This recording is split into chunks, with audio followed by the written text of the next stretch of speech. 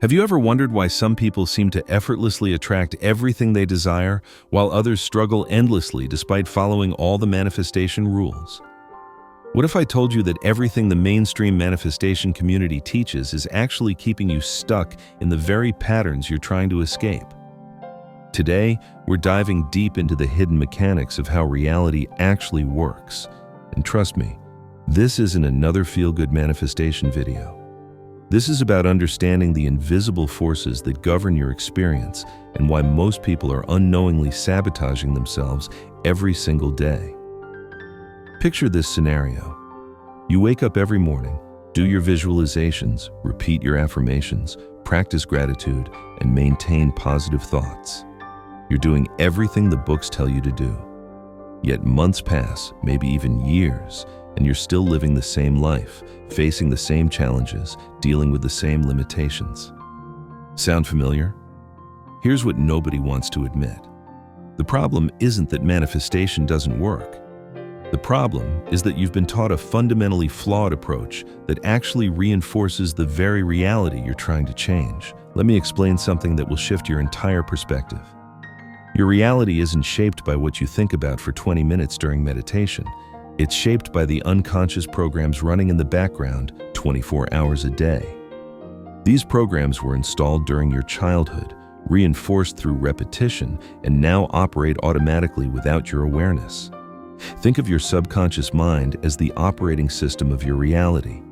While you're consciously trying to manifest abundance, your subconscious might be running programs of unworthiness, fear of success, or beliefs that money is scarce.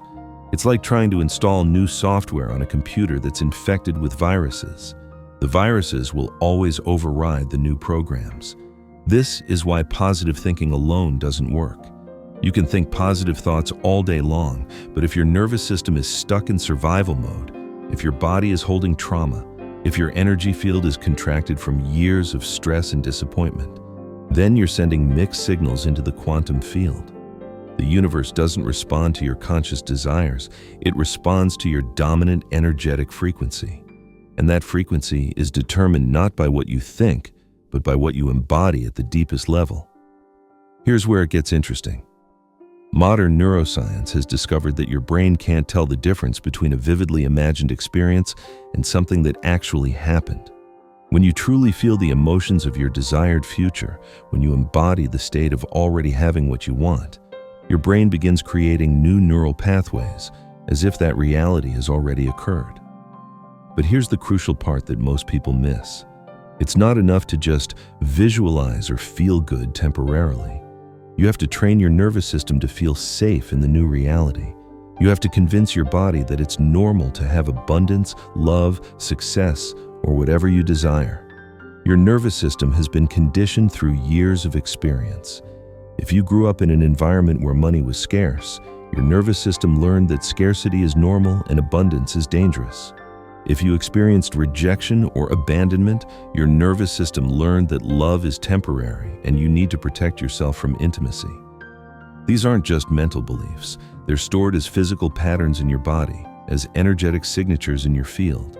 And until you address them at this deeper level, your manifestation efforts will continue to hit invisible walls. Let me share something that might challenge everything you believe about how change happens.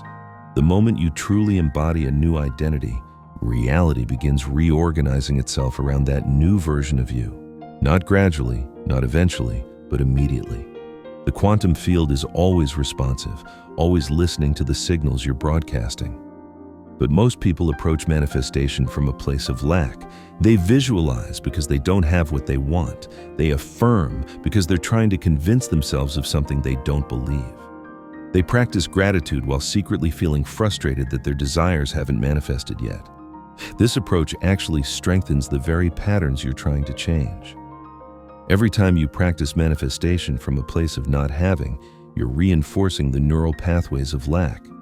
You're training your nervous system to associate desire with absence. True manifestation happens when you shift from wanting to embodying, from hoping to knowing, from trying to allowing.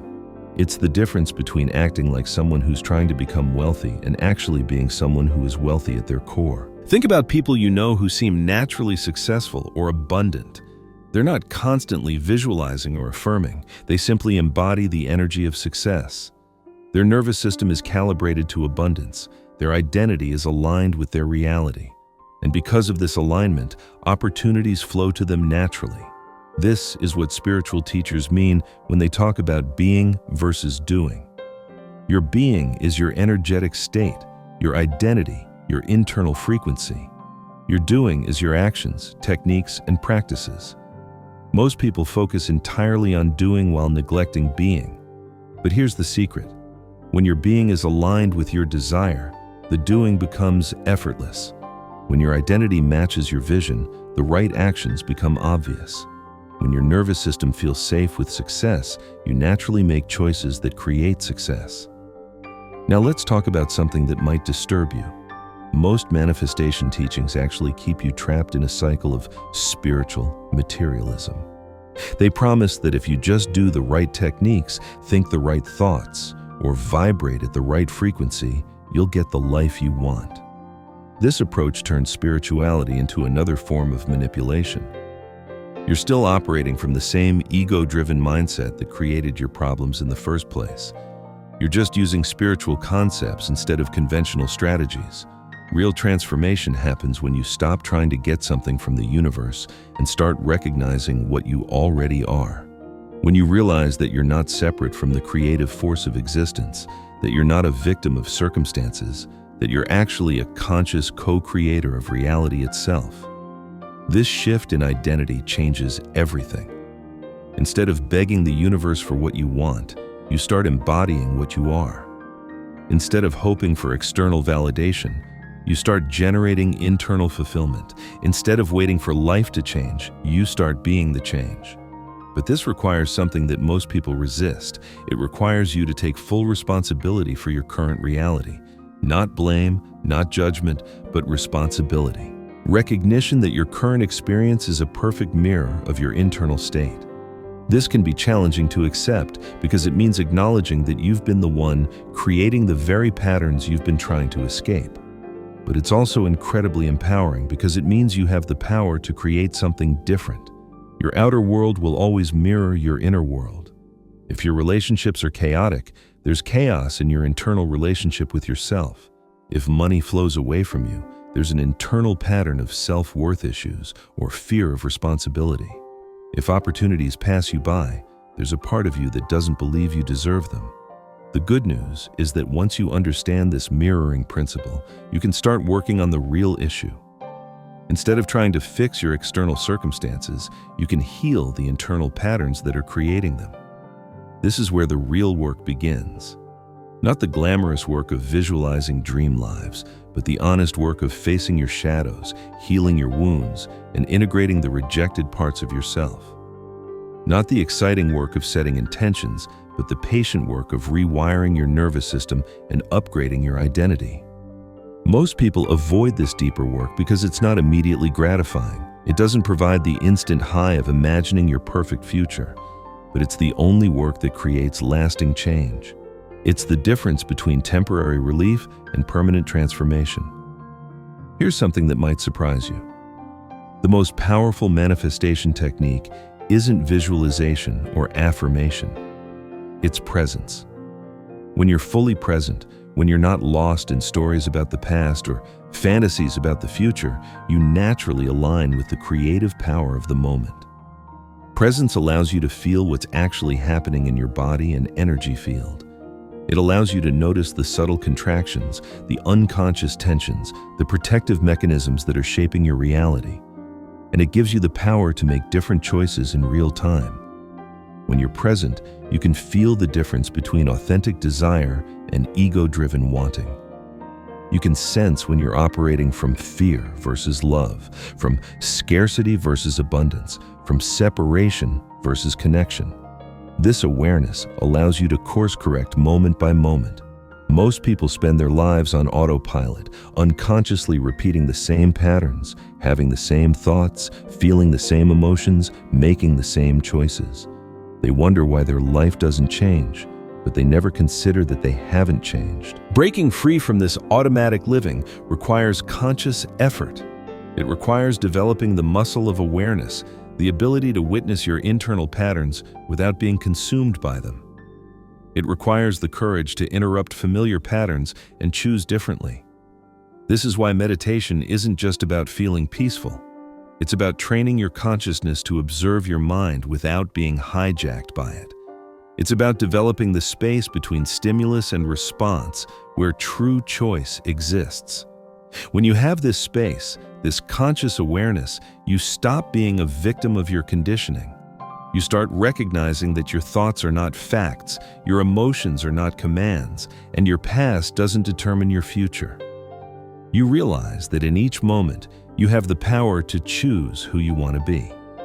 This moment-to-moment choosing is where real manifestation happens, not in some grand visualization session, but in the countless micro-choices you make throughout your day. The choice to respond with love instead of fear. The choice to trust instead of doubt. The choice to embody abundance instead of lack. Every choice you make is either reinforcing your old patterns or creating new ones. Every thought you think, every emotion you feel, every action you take is either moving you toward your desired reality or away from it. There's no neutral ground. This might sound overwhelming, but it's actually liberating. It means you don't have to wait for some future moment to start living differently. You don't need permission from the universe or validation from others. You can start being the person you want to become right now, in this moment. The person you want to become isn't some distant future version of yourself. They exist right now as a potential waiting to be embodied. They have different thoughts, different emotions, different patterns, different choices. And you can start accessing those qualities immediately. This is what it means to live from your future instead of your past. Instead of letting your history determine your choices, you let your vision guide your actions. Instead of being driven by old wounds and fears, you're inspired by new possibilities and potentials.